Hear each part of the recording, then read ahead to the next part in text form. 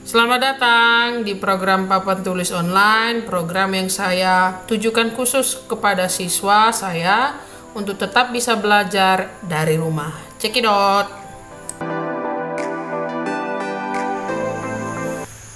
Oke, jumpa lagi kita ya. Siswa saya anak kelas 10. Ini video kelima untuk kamu untuk semester ini ya. Ini pembelajaran minggu ini dengan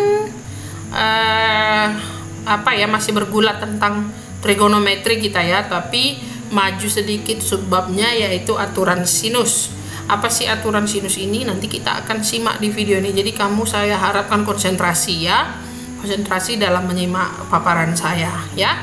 Jadi sebelum masuk ke mencari aturan sinus, saya mau ajak kamu dulu jalan-jalan ke ke suatu soal, membahas suatu soal. Katanya ada misalkan suatu segitiga sembarang ya. Kali ini kita belajar segitiga sembarang. Nah, kali ini kita membahas dulu tentang segitiga sembarang. Seperti ini gambarnya ya. Kemudian diketahui ini panjang rusuk-rusuknya. Kemudian diketahui dua sudut dari tiga sudut yang ada di sana. 45, 60. Kemudian dari soal ini ditanyakan hitunglah luas segitiganya. Nah, coba perhatikan ini deh. Soal ini. Kira-kira bisa nggak kamu kerjakan menentukan luas segitiganya ini? Dengan pengetahuanmu yang sudah kamu ketahui cara mencari luas segitiga di SMP. Saya rasa nggak bisa ya. Kenapa nggak bisa? Saya jelaskan.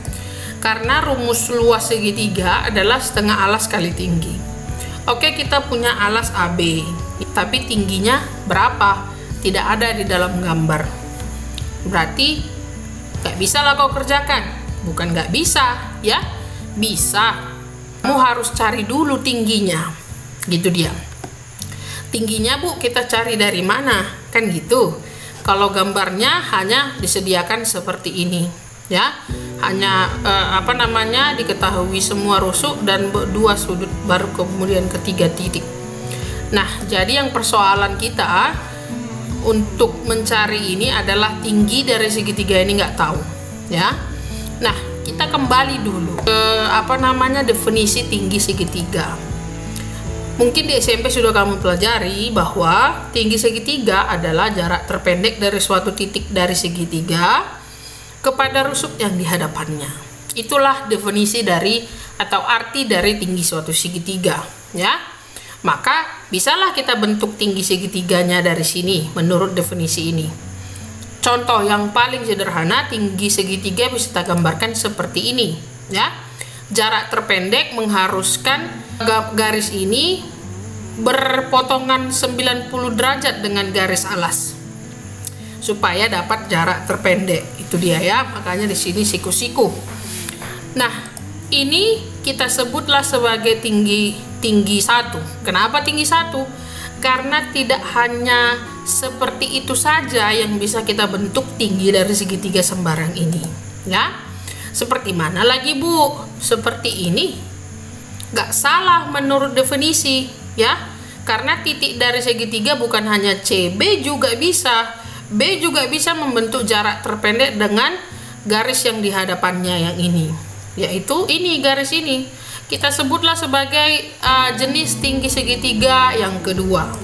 Kita lengkapi nama titik perpotongannya. Apakah hanya seperti ini? Boleh kita gambarkan tinggi dari suatu segitiga sembarang? Tidak juga. Karena menurut definisi dari suatu titik. Sementara titik segitiga ada 3 ya. A, B, C. Tadi sudah dari C, sudah dari B, maka dari A juga boleh. Seperti ini. Ya. Ini juga disebut sebagai tinggi segitiga atau kita sebutlah jenisnya tinggi ketiga ya. Kemudian kita lengkapi titik potongnya F ya. Jadi untuk mencari ini maka kita cari dulu T. Tetapi di sini pilihan kita ada T, ada 3 ya. T1, T2, T3. Nah, tapi untuk yang biasanya kita pakai adalah T1. Jenis T1. Mungkin kamu baru lihat jenis T2 atau T3 dari sini. Tapi itu tidak salah menurut definisi tinggi segitiga ya. Oke, kita pakai dulu T1, maka kita hilangkan T3 dan T2 ya.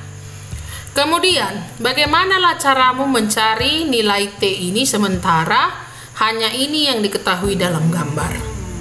Kalau tadi panjang AD diketahui dan DB diketahui, maka bisa kamu cari nilai T pakai Pitagoras, ya kan?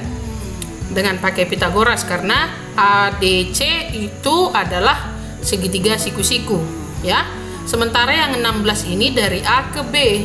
Dari A ke D nggak diketahui berapa, dan dari D ke B nggak diketahui berapa. Berarti untuk mencari T1 ini tingginya ini nggak kita pakai atau nggak cocok kita pakai Pitagoras. Jadi pakai apa kita, Bu? Ya kita pakailah trigonometri. Kenapa? Karena di sini sudah ada kode. Di sini diketahui suatu sudut, ya, suatu sudut dari segitiga sembarang ini. Apalagi di sini sudutnya adalah sudut istimewa. Berarti jatuhnya ini kita mencari T pasti pakai ilmu dari atau perbandingan trigonometri, ya. Nah, sekarang untuk kita fokus lagi T1. Bagaimana kita mencari T1 menggunakan trigonometri? Maka untuk mencari luas ABC, untuk mencari luasnya ini, maka perhatikan dulu segitiga ACD. ACD, segitiga ACD adalah segitiga siku-siku. Ingat, kalau segitiga siku-siku berarti ada di dalamnya perbandingan trigonometri. Nah, kemudian lagi di segitiga ini sudah diketahui ini 8, ini AD belum ya, tapi di sini ada sudut ya. Berarti itu modal kita, udah lengkap modal kita untuk melakukan perbandingan trigonometri. Tapi trigonometri yang mana? Trigonometri itu ada sin sampai kotangen. Nah, perhatikan. Di sini sudutnya, ini yang tak diketahui, ini sisi miringnya diketahui. Ini sudutnya, ini yang tak diketahui, ini sisi miring yang diketahui. Yang tak diketahui itu berada di depan dari sudut ini, ya kan? Sisi miring diketahui, berarti depan per miring. Depan per miring itu apa? Sinus. Maka kita pakai hanya sisi sinus A, ya. Nggak kita pakai si cos, nggak kita pakai si tangen. Kenapa? Karena kita butuh, ya, posisinya ini adalah di depan. Yang tidak diketahui ini di depan sudut, dan yang diketahui satu lagi adalah sisi miring. Maka cukup kita pakai perbandingan sinus. Paham? Ya, perbandingan sinus. Kemudian bisa nggak dari sini, bisa nggak kita cari T1? Bisa lah, ya kan? Karena ini diketahui sudutnya, kemudian sisi miringnya diketahui, tinggal ganti aja. Sinus 45 derajat sama dengan T1 per 8. Ya. Kemudian dari situ bisa nggak kita cari T1? Bisa lah. Sinus 45 kan setengah akar 2. Atau akar 2 per 2 sama dengan T1. Dari sini nanti kali silang, didapat nanti T1 sama dengan 4 per 4 akar 2. Ya. Nah, sekarang sudah dapatmu kan harga tinggi dari segitiga sembarang. Bisa nggak kamu kerjakan mencari luas segitiga ini? Bisa lah, ya kan? Bisa dikerjakan. Nanti di catatanmu kau kerjakan ya luas segitiga sembarang ini. Nah, kalau sudah kau kerjakan nanti, saya nggak lanjutkan. Saya hanya mau menunjukkan bahwa di sini berlaku rumus sinus. Ya, berlaku rumus sinus, dan kamu tambah ilmumu tinggi dari suatu segitiga sembarang ada 3 jenis tadi. Nah, itu modalmu ya untuk belajar atau mencari aturan sinus. Paham ya? Jadi ada 3 tadi jenis tinggi. Kemudian untuk segitiga sembarang ya, mencari tingginya kita pakai perbandingan trigonometri si sinus. Makanya nanti arahnya ke aturan sinus. Kayak gitu maksudnya. Itu alasan kenapa saya bahas dulu ini sama kamu. Tapi ini kamu kerjakan ya, lengkapi. Saya nggak lengkapi untuk tidak berlama-lama. Oke, dari situ ya, dari soal itu, maka kita bahas dulu segitiga sembarang dengan tinggi yang ini, seperti ini. Ya, tinggi segitiga sembarang yang jenis pertama tadi, ya. Karena tinggi segitiga sembarang jenis pertama ini membelah segitiga sembarang itu menjadi 2 bagian, yang kuning dan yang merah. Yang kuning segitiga siku-siku, yang merah juga segitiga siku-siku, ya kan? Tapi mereka berdempet di satu sisi, yaitu CD. Ya, Bisa kamu lihat ya, segitiga sembarang itu terdiri dari segitiga siku-siku yang besar, yang kuning, dan segitiga siku-siku yang merah ya. Mereka berdempet di satu sisi yaitu CD. Karena mereka berdempet di sisi itu yang berputar itu, maka CD untuk segitiga yang kuning sama besarnya nanti sama dengan besarnya dengan CD untuk segitiga yang merah, karena mereka berdempet ya. Ingat ya, CD tinggi ya. CD untuk segitiga yang kuning akan sama dengan CD untuk segitiga yang merah, karena mereka berhimpit kalau bahasa matematikanya. Oke, dari sekarang kamu perhatikan segitiga yang besar. Dari segitiga siku-siku ACD ya, yang kuning. Kita cari CD-nya pakai sinus tadi ya. Kenapa pakai sinus? Karena itu ya. Karena dasarnya tadi di sana. Di slide sebelumnya kita pakai sinus saja ya. Sinus A sama dengan CD per AC. Nah, dari situ kita dapat CD sama dengan AC dikali sinus A. Jangan kau tanya saya kenapa ini dikali silang, udah biasa itu ya. Oke, itu dari segitiga yang kuning. Dari segitiga yang merah, segitiga BCD yang juga siku-siku. Kalau kita berangkat dari rumus sinusnya, sinus B sama dengan CD per BC ya. Sinus itu adalah depan per miring, depannya adalah CD, miringnya adalah CB. Dari sini kita juga dapat CD sama dengan BC per sinus B. Kita dapat dua nilai CD. CD untuk kuning dan CD untuk merah. Kira-kira akankah sama besar nilai dari CD merah dan CD kuning? Sama, karena gambarnya mereka berhimpit. Maka dari sini bisa kita turunkan nilai CD dari kuning itu sama dengan nilai CD dari yang merah. Seperti ini tadi ya. Ini ya. Karena mereka berhimpit pasti sama ya. Karena mereka sama, dari persamaan ini maka terbentuk ini. Kemudian dari persamaan ini saya mau ganti AC menjadi B. Kenapa B, Bu? Iya ya. Kenapa saya ganti nama AC? Karena untuk segitiga nama sudut itu ABC ya. Nama rusuknya biasanya kita ganti dengan huruf kecil, tapi cara penamaannya begini. Kalau di sini sudut B, maka sisi yang di hadapannya itu adalah sisi B kecil. Ya, jadi nanti AC itu sama dengan sisi B kecil. Kemudian sisi yang ini ada CB adalah sisi A kecil. Kenapa? Karena dia di hadapan sudut A. Maka kalau sudutnya A besar, kalau panjang rusuknya di depannya itu disebut A kecil. Oke, kita ganti. Kenapa seperti itu? Supaya jangan banyak kali huruf yang kita pakai di sini. Itu maksudnya. Oke, kita ganti si AC tadi B kecil, sinus A sama dengan BC si A kecil, sinus B. Setelah itu, ini biasa ya penamaan rusuk ya. Jangan terkejut kamu. Kemudian sampai di sini, kedua ruas kita kali dengan sepersinus B, sinus A kali sinus B. Kedua ruas ya, ini dikali ini. Kenapa dikali luas? Kenapa dikali seperti itu? Supaya kita sederhanakan. Setelah itu kalau sepersinus A kali sinus B dikali B sinus A dan selanjutnya ini, maka terbentuk seperti ini ya kan. Ini satu dikali ini berarti ini. Ininya tetap. Satu kali ininya tetap bagi. Kemudian ada nggak yang mati di sini? Ada ya. Sinus A di bawah ada sinus A bisa mati atau habis. Sinus B di bawahnya juga ada sinus B bisa habis. Jadi tinggal B per sin B sama dengan A per sin A. Jadi itu tujuannya tadi saya ganti. Jadi supaya gampang kita menyebutkannya. B per sin B sama dengan A per sin A. Tapi ini adalah panjang rusuk, B besar adalah sudut ya. Dari sini kita dapat dulu persamaan satu dari tinggi yang jenis pertama ya. Ini anggap persamaan satu. Oke, dari segitiga yang sama ya, kita mau telaah dulu untuk tinggi yang jenis kedua. Jadi tinggi jenis pertama ini kita hilangkan, tinggi jenis kedua kita munculkan, ya. Tinggi jenis kedua juga membelah segitiga kita, membelah segitiga sembarang kita menjadi dua bagian, yaitu ya menjadi dua segitiga siku-siku, yaitu yang biru dan yang hijau, ya. Keduanya juga segitiga siku-siku. Nah, selanjutnya kita taruhlah di sini dulu nama batas mereka itu si E, ya.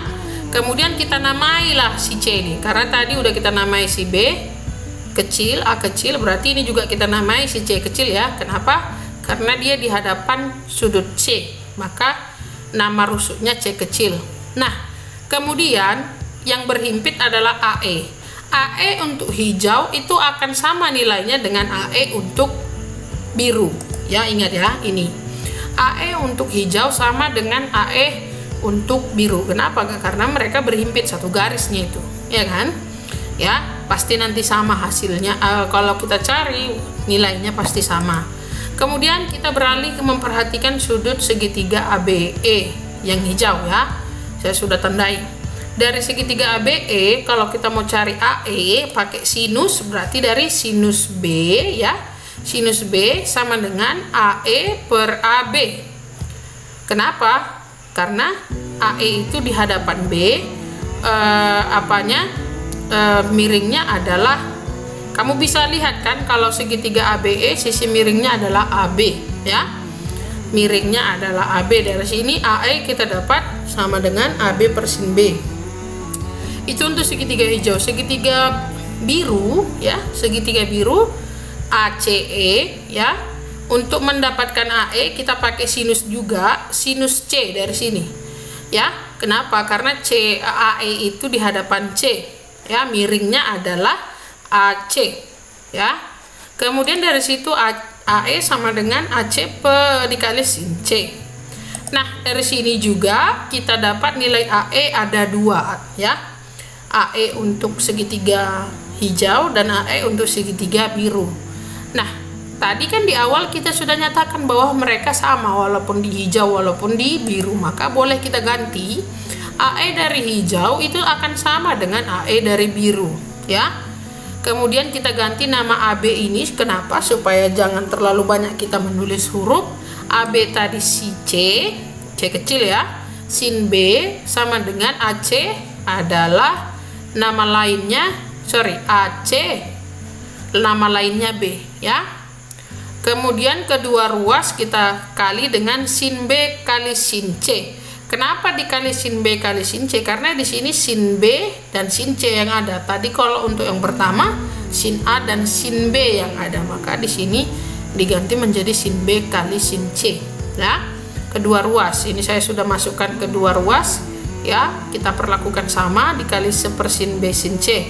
Kemudian kita sederhanakan itu menjadi begini perkaliannya. Ada yang tewas atau habis, ya kan, di kedua ruas. Tinggallah C per sin C sama dengan B per sin B. Ini kita anggap sebagai persamaan 2. Jadi kita sudah mendapat dua persamaan perbandingan antara panjang rusuk dengan sinus sudut di dalam suatu segitiga sembarang dengan dua jenis tinggi yang berbeda. Nah, sekarang kita bandingkan persamaan 1 dan persamaan 2, ya. Di persamaan 1 kita dapat B per sin B sama dengan A per sin A. Di persamaan 2 kita dapat C per sin C sama dengan B per sin B, ya. Ini ada hubungannya enggak kira-kira? Adalah, ya. Kalau saya putar begini supaya kamu tahu hubungannya.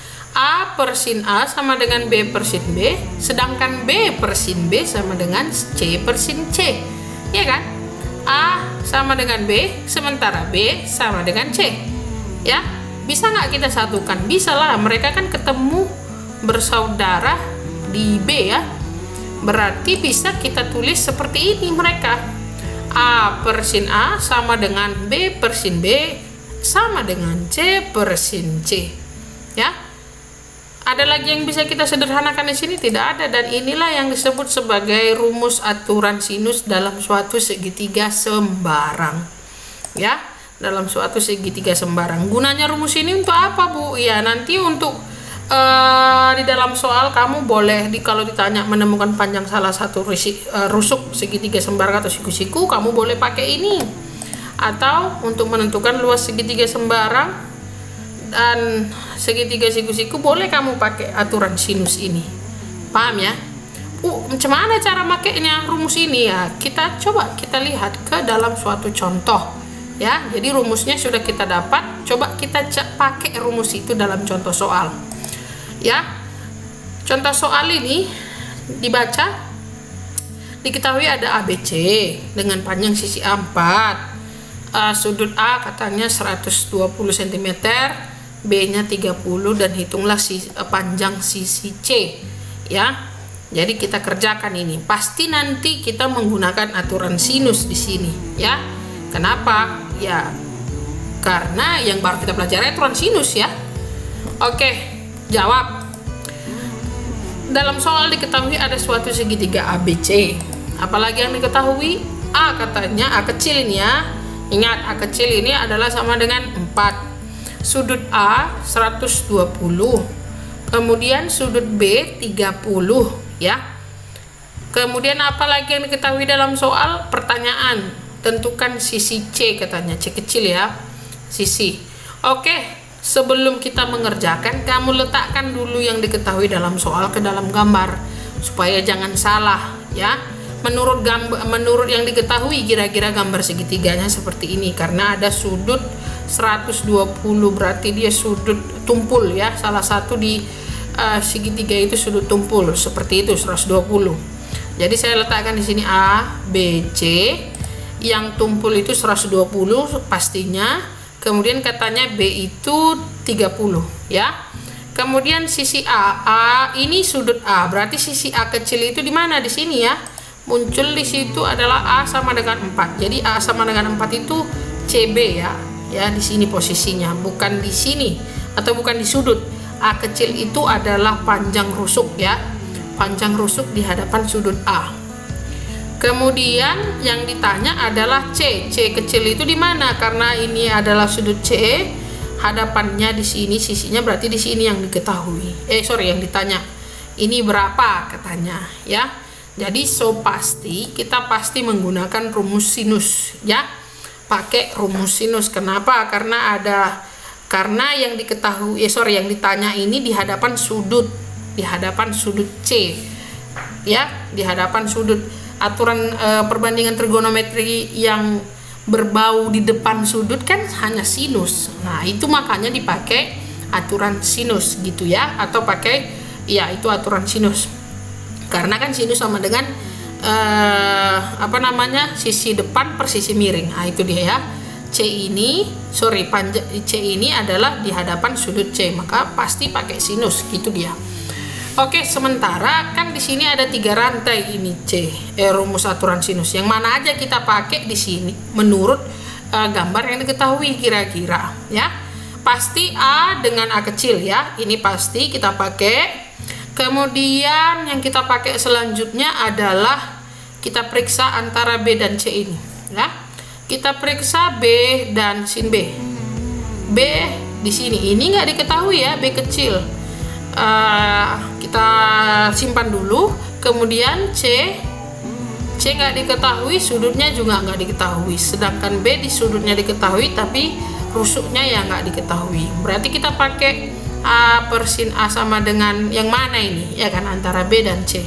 Saya bilang kita pakai yang C saja. Kenapa? Karena lebih mudah kita menentukan sudut C ini daripada menentukan sisi B ya. Menentukan sisi B ini payah kamu, nggak dapat kamu nanti kalau menentukan sisi B. Kalau menentukan sudut sudut C gampang. Pakai apa? Ingat peraturan. Jadi kita pakai ini ya, pakai A per sin A sama dengan C per sin C. Nggak kita pakai tiga-tiganya, kita pakai 2 di antara mereka. Tapi persoalannya sin C ini ya, atau C-nya itu berapa sudutnya. Ingat, menentukan sudut C ini kan gampang saja kita. Ingat bahwa jumlah sudut dalam segitiga itu kan 180 ya. Di SMP sudah pasti kamu ketahui. Di sini 2 sudut sudah diketahui.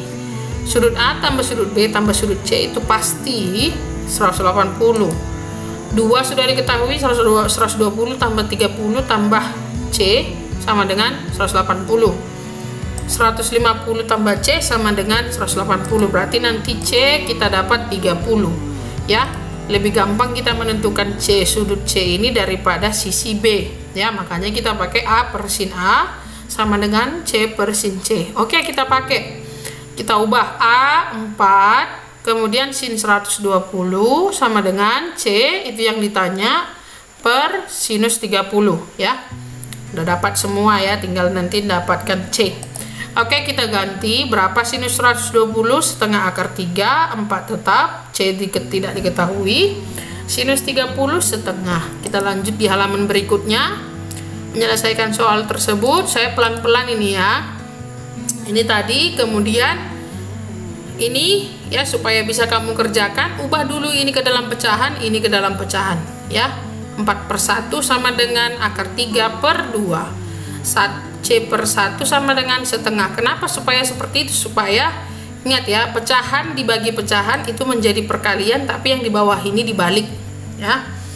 Ini kan aturannya akar 3 per 2 jadi 2 per akar 3. Di sini aturannya setengah menjadi 2/1. Dari mana itu? Di SMP ya. Aturan perkalian ya. Jangan tanya lagi saya. Dari sini dapat 4 kali 2 8, 1 kali akar 3, 2C kali 2, 2C, 1 kali 1C. Kemudian dari sini kali silang didapat 8 sama dengan 2 akar 3C. Ya, dari mana 8 kali 1 sama dengan akar 3 kali 2 kali C ya. Kemudian saya putar ya, supaya yang sebelah kiri nanti C-nya 2 akar 3C sama dengan 8. C sama dengan 8 per 2 akar 3. Lihat di sini ya, merasionalkan bilangan karena di bawah ini ada akar, maka cara merasionalkannya seperti ini. Bu, dari mana lagi nih ya? Ini kemampuanmu di SMP ya, merasionalkan ya. Kalau di sini ada akar 3 per akar 3, maka bilangan ini dikali akar 3 per akar 3 supaya dia sederhana. Kemudian 8 kali akar 3, 8 akar 3, 2 akar 3 kali akar 3 itu tinggal 2 kali 3, paham ya? Kemudian ada 8 bagi 2, ini jangan dulu kalikan karena ada yang bisa dibagikan. 8 bagi 2 tinggal 4 per akar 3 per 3. Jadi sudah dapat kita nilai C, yaitu sekian. Nah, kembalikan lagi ke soal, ya kan? Gambarnya, kemudian letakkan di sana C, sudah dapat kita 4 akar 3 per 3. Paham nggak sampai di sini cara memakai aturan sinusnya? Gampang ya. Kalau kamu nggak paham, coba ulangi ya. Menemukan rumusnya juga ada tadi di slide-slide sebelumnya. Kalau kamu nggak paham, ulangi lagi videonya. Di video ini saya hanya menampilkan satu contoh, nanti kita bahas soal-soal lebih banyak di dalam kelas offline ya. Kira-kira seperti itu dulu pembahasan materi kita. Jangan lupa catat materi ini ya, dengan cara ya tonton kembali videonya dan pause-pausekan untuk bisa kamu mencatat ya. Tugas untuk video ini mungkin tidak ada, saya hanya menugaskan kamu mencatat dan memahami. Kira-kira begitu isi video kita. Sampai jumpa pada video-video berikutnya. Ya, bye-bye.